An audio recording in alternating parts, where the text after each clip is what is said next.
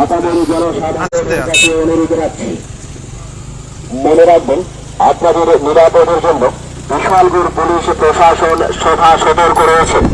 এই নিজ নিজ এলাকার শান্তি শৃঙ্খলা বজায় রেখে নিরাপদে থাকুন এবং পুলিশ প্রশাসনকে সহায়তা করুন। ধন্যবাদ। অনুগ্রহ শুনবেন, ইতিমধ্যেই অত্র এলাকার একটা মিথ্যা গুজবে রটে গেছে। ইতিমধ্যে মিথ্যা গুজবে অত্র এলাকায় রটে গেছে।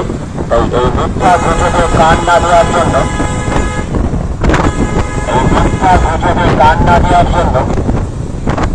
আমরা বিনম্রভাবে অনুরোধ রাখছি অত্র এলাকার আপামর জনসাধারণের কাছে। স্যার, কিছুক্ষণ যাবৎ বিশালগড়ে একটা খবর খুব মানে ছড়াচ্ছে যে বিশালগড়ে জাতি জনজাতির মধ্যে একটা সংঘর্ষ ঘটেছে। ঘটনাটা কতটুকু সত্য বা কি হয়েছে? দেখুন, আমরা মাইকিং বের করেছি, এটা সম্পূর্ণ গুজব, সম্পূর্ণ মিথ্যা।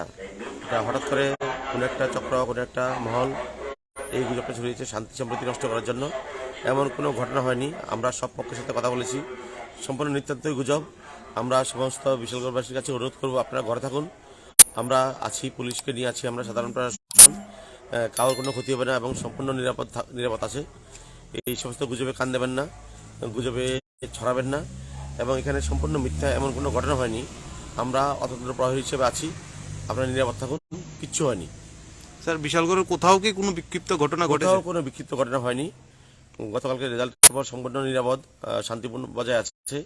এক দুটো বিক্ষিপ্ত ঘটনা হতে পারে, সেটা আলাদা, কিন্তু জাতিগত কোনো বিষয় নেই এখানে। যেটা বলছে যে জাতিগত কোনো বিদ্বেষ বা জাতিগত কোনো সংঘর্ষের ব্যাপার আছে, সেটা সম্পূর্ণ মিথ্যা।